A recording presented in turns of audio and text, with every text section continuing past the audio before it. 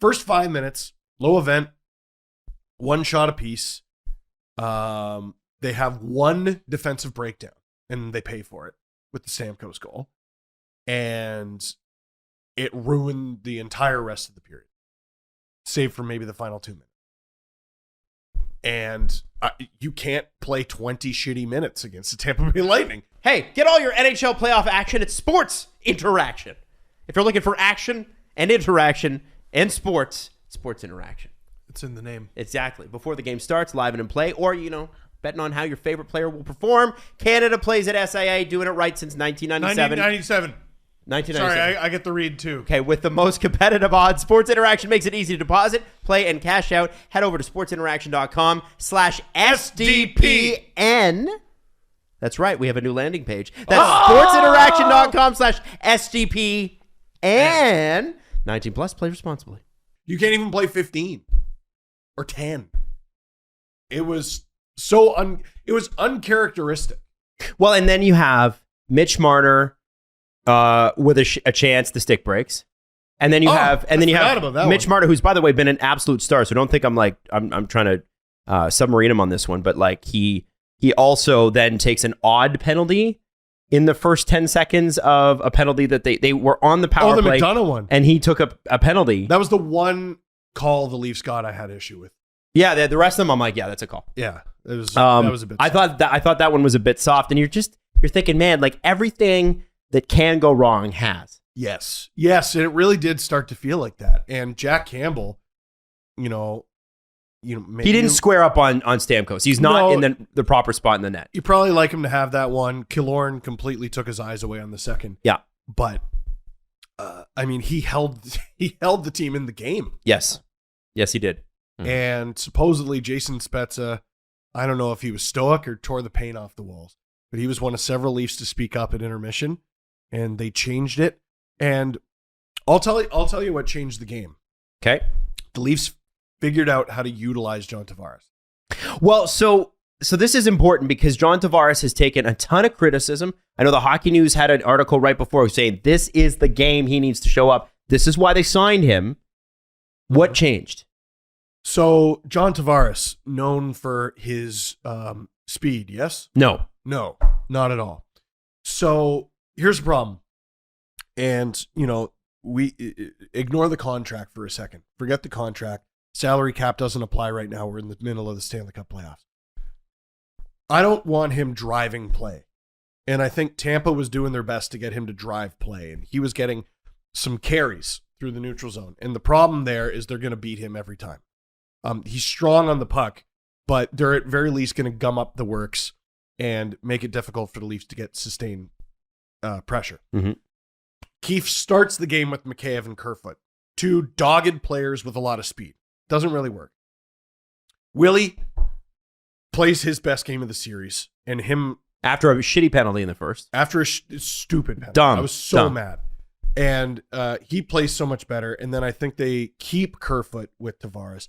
And what they allowed him to do by committee was they gained the zone and they let him go to work in the corners and behind the net. Which is what he does. That's what led to the power play goal. Or was it a power play goal? The first one, the Morgan Riley goal? No, the one that was his goal. It was a power play goal. Yes. Matthews was out there. Yeah, so that was a power play goal. So that's a power play goal. It's a little bit different. But the Riley goal, 4-on-4, again, it's 4-on-4. There's more space out there. So it's easier to gain the zone. And who gains the zone? Was it JT? No, it was Willie flying in. Willie swooping back behind the net, keeping Hedman and Chernak to one side of the net while Riley stands there for 5 or 6 seconds completely unguarded. It was hilarious. He just stands there, and I'm like, okay, Tavares can't pass it through the net, but the second he gets around, it's curtain. It's a goal. Finally does, and he scores. John Tavares was able to be the little thing king because he didn't have to do the big things. Now, we can talk about $11 million and this and that, but should you not utilize your players to the best of their ability? Should you not try to accentuate a player's best skills? And for John Tavares, that's being a net front presence and winning battles behind the net. But isn't that always what he's been? That is always what he's been. Among the league's best. Yes, but Nylander has not been at his best. And I mean, it's hard to bounce back from food poisoning in the middle of the playoffs. Yeah. And he got off to the wrong, started on the wrong foot.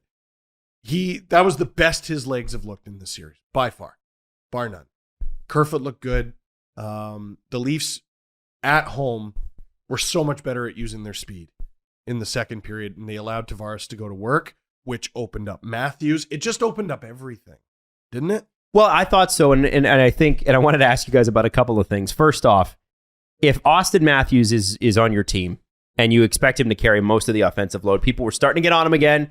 He'd scored once, I think, in the previous 10 or 11 games in the playoffs, or twice or something. It wasn't a lot. I think it was twice. And so people are starting to get on him, and rightfully so.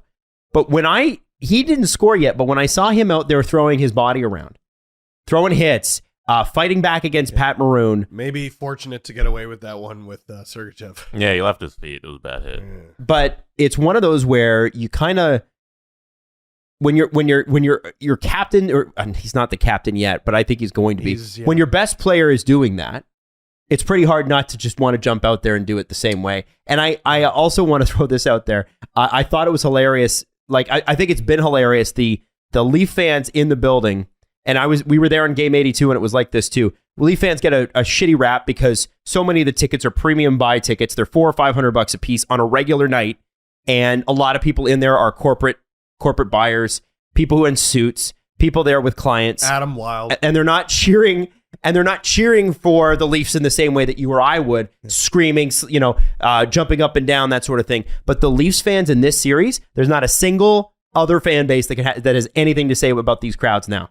Like, those crowds were in it. They're loud as hell. And they got a penalty call. Yeah, perhaps too much so.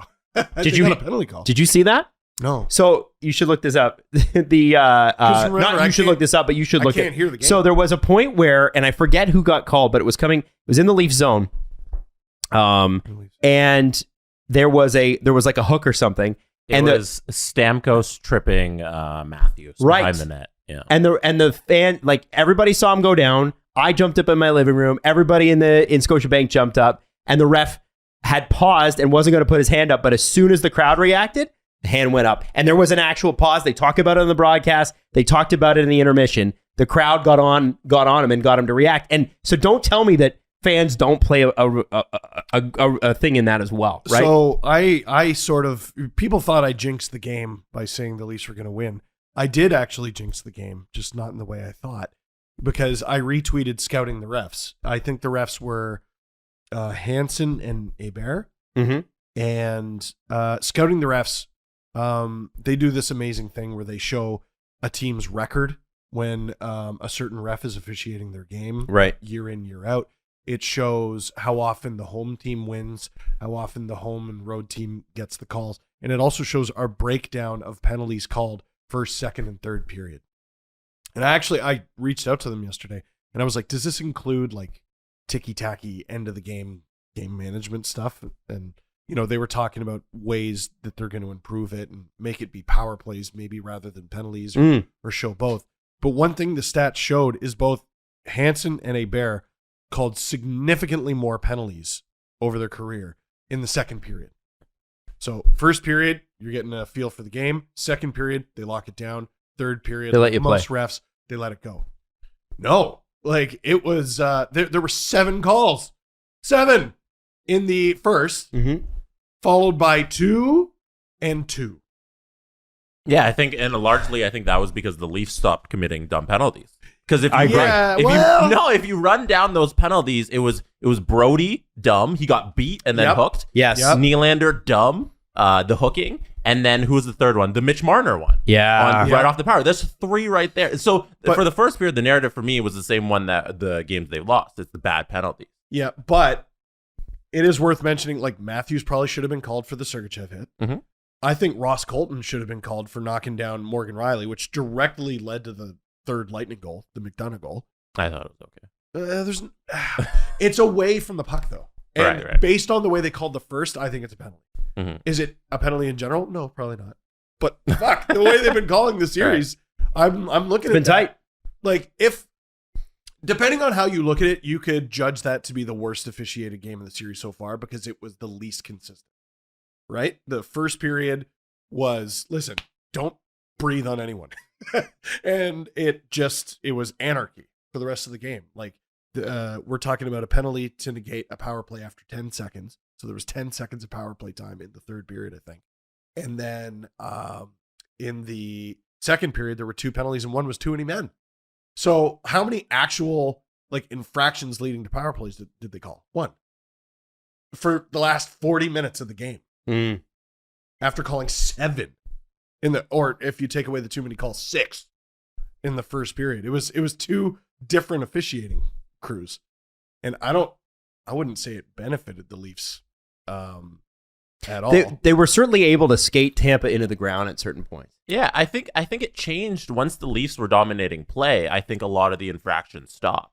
I think when the Leafs were trailing is when they were forced to commit all the infractions. Like I didn't even mention the Geo cross check, just a useless cross check. That's like an iffy call. But like I feel like when they're trailing, they're trying to catch up more and they're committing more infractions. But it was kind of a soft call, but it was consistent with the series. Yeah, and that's the way. Not just the way they've been calling penalties, but that's the way they've been calling cross checks specifically in the series.